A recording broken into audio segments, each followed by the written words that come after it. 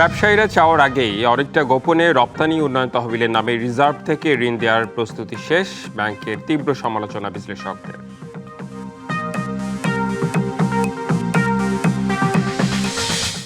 বর্তমান মজুদ দিয়ে আগামী 2 মাস কোনো সংকট হবে না দাবি জ্বালানি মন্ত্রণালয়ের, তবে পাম্পগুলোতে তেলের সংকটে গ্রাহকের ভোগান্তি বেড়েই চলেছে।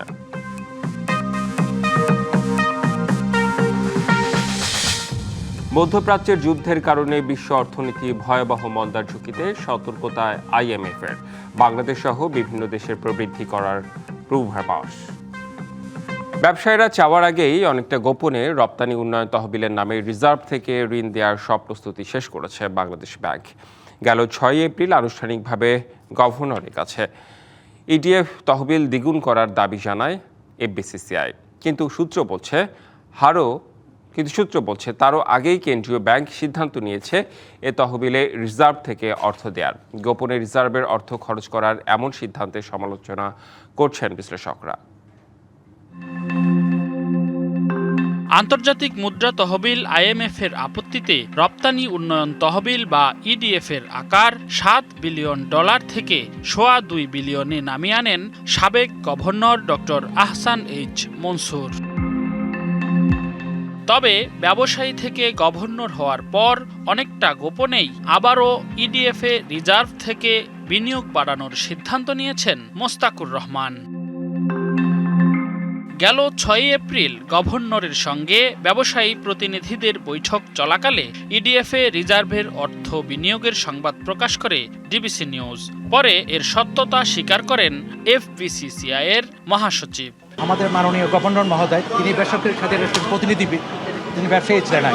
একটা ফান্ড ছিল, আমরা export development fund EDF fund বলে থাকি। আমরা এটা কিভাবে ধীরে ধীরে আরো বাড়ানো যায় সেই ব্যাপারে আমরা তাকে অনুরোধ জানিয়েছি। তিনি বলছেন আমাদেরকে কথা দিয়েছেন এটা আস্তে আস্তে তিনি বাড়াবেন। সূত্র বলছে ব্যবসায়ীরা আনুষ্ঠানিক দাবি জানানোর অনেক আগেই EDF তহবিল দ্বিগুণের সিদ্ধান্ত বাস্তবায়নের কাজ শুরু করে বাংলাদেশ ব্যাংক। সংশ্লিষ্ট বিভাগে গভর্নরের নির্দেশ আসার পর উপস্থাপন করা হয় এ সংক্রান্ত নোট। বিষয়টি অতি গোপনীয় রাখতে সংশ্লিষ্ট বিভাগকে আগের মতো প্রজ্ঞাপন না দিয়ে বিশেষ ব্যবস্থায় সিদ্ধান্ত বাস্তবায়নের নির্দেশনাও দেওয়ার কথা জানা গেছে। বিশ্লেষকরা বলছেন, মধ্যপ্রাচ্যে যুদ্ধের কারণে দেশে তীব্র জ্বালানি সংকট আর আমদানি ব্যয় মেটানোর চাপের মধ্যে রিজার্ভে হাত দেওয়ার সিদ্ধান্ত আত্মঘাতী। বৈদেশিক মুদ্রার রিজার্ভটাতে হাত দিতে হবে সবার শেষে, এটাকে প্রোটেক্ট করতে হবে। কারণ এখন দেখেন মধ্যপ্রাচ্যের যে সংকটটা, এটা তো বহুমুখী সংকট। রেমিটেন্স প্রবাহটা কমে গেলে আমাদের এই যে উচ্চ রিজার্ভ যেটা আছে সেটাও আমাদের থাকবে না ওই অবস্থায়, যদি আমরা সতর্ক না হই। এখানে খুবই সতর্কমূলক অবস্থা নিতে হবে। রপ্তানি খাত শক্তিশালী করার প্রচেষ্টা থেকে এই সিদ্ধান্ত নেওয়া হলেও বর্তমান বাস্তবতায় সতর্ক থাকার তাগিদ তাদের। EDF ফান্ড বাড়ানো হয় তাহলে একটা নেট রিজার্ভ আবার কমা শুরু করবে আর কি। তো সেটা এখন বর্তমান সরকার এবং আমাদের এই যে বাংলাদেশ ব্যাংক তারা চিন্তা ভাবনা করবে, তারা এক্সচেঞ্জ রেট স্টেবল রাখার স্বার্থে মানে রিজার্ভ থেকে যেন ফার্দার বেশি পরিমাণে যেন মানে EDF না দেওয়া হয়। এর আগে প্রজ্ঞাপনের মাধ্যমে EDF তহবিল বাড়ানোর সিদ্ধান্ত কার্যকর হতো, তবে এবার কেন তা বিশেষ ব্যবস্থায় করা হচ্ছে এ বিষয়ে মুখ খুলতে নারাজ বাংলাদেশ ব্যাংক।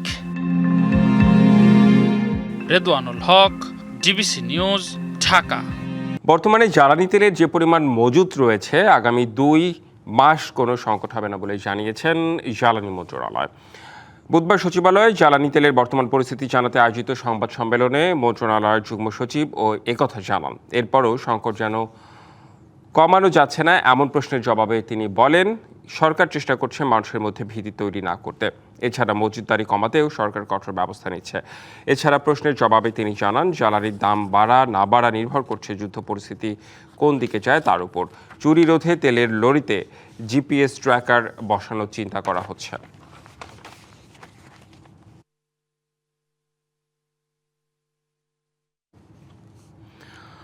জ্বালানি তেলের সংকটে কমছে না ভোগান্তি, রাজধানীর বেশিরভাগ পাম্পে মিলছে না তেল।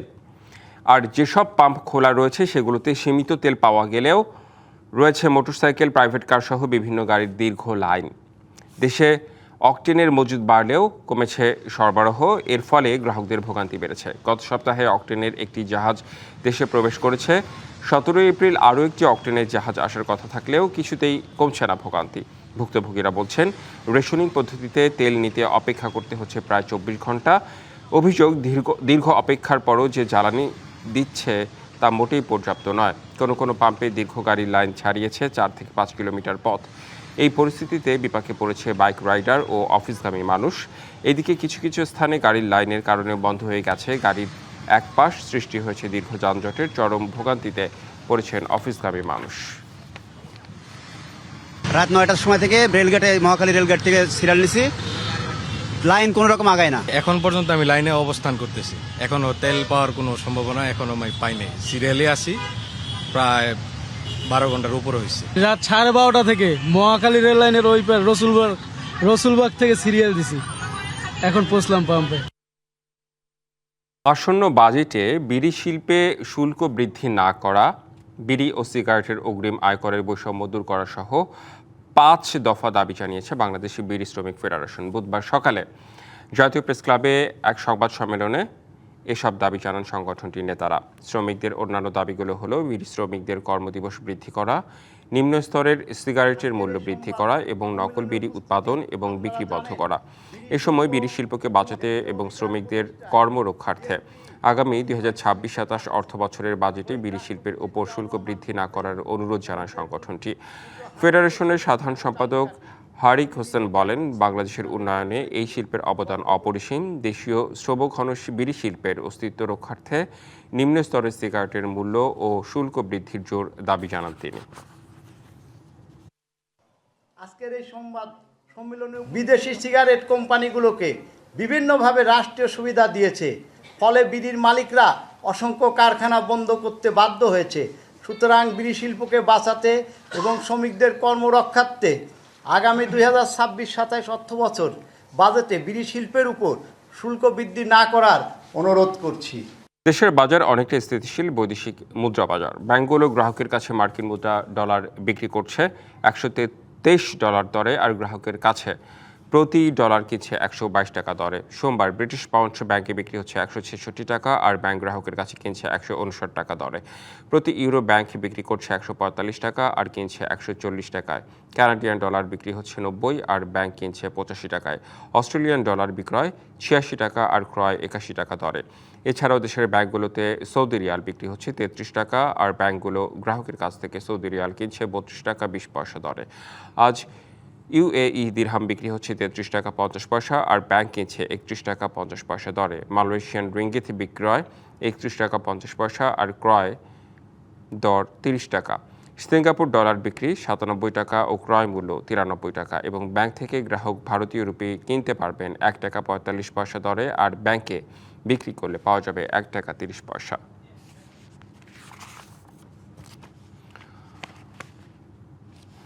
ইরান যুদ্ধের কারণে সংকটে পড়েছে বিশ্ব অর্থনীতি। বাংলাদেশ সহ বিভিন্ন দেশের প্রবৃদ্ধির পূর্বাভাস কমিয়েছে আইএমএফ।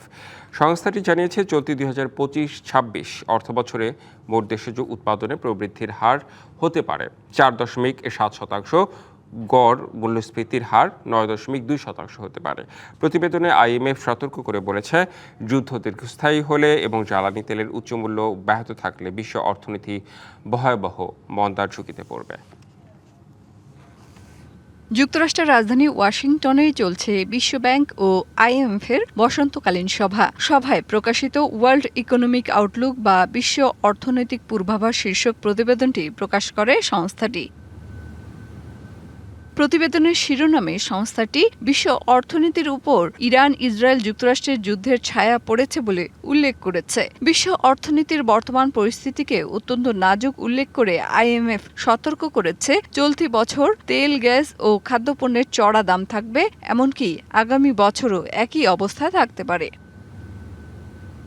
ইরানের সঙ্গে যদি যুক্তরাষ্ট্র ও ইসরায়েলের যুদ্ধ দীর্ঘস্থায়ী হয় এবং জ্বালানি তেলের উচ্চ মূল্য অব্যাহত থাকে, তবে বিশ্ব অর্থনীতি ভয়াবহ মন্দার ঝুঁকিতে পড়বে বলে সতর্ক করেছে আইএমএফ। এমন অবস্থায় বাংলাদেশ সহ বিশ্বের বিভিন্ন দেশের প্রবৃদ্ধি কমার পূর্বাভাস দিয়েছে সংস্থাটি। তারা বলছে চলতি 2025-26 অর্থ বছরে মোট দেশজ উৎপাদন জিডিপির প্রবৃদ্ধি হার হতে পারে 4.7%, আর আগামী অর্থ বছরে এ জিডিপির প্রবৃদ্ধি আরও কমে 4.3% হতে পারে।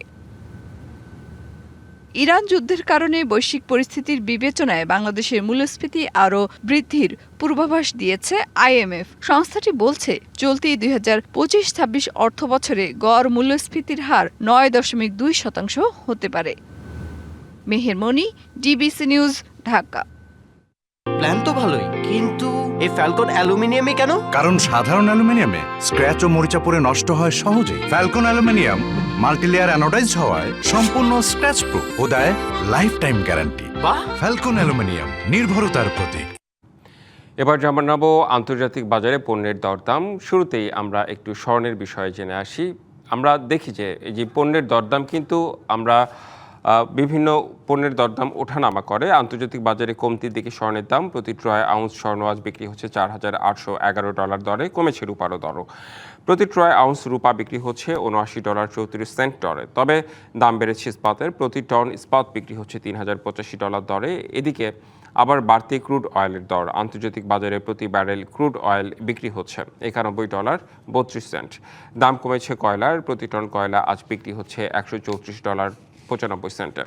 আন্তর্জাতিক বাজারে কমতির দিকে চালের দর। প্রতি 100 ওয়েট চাল বিক্রি হয়েছে $10.78 দরে। তবে বেড়েছে গমের দাম।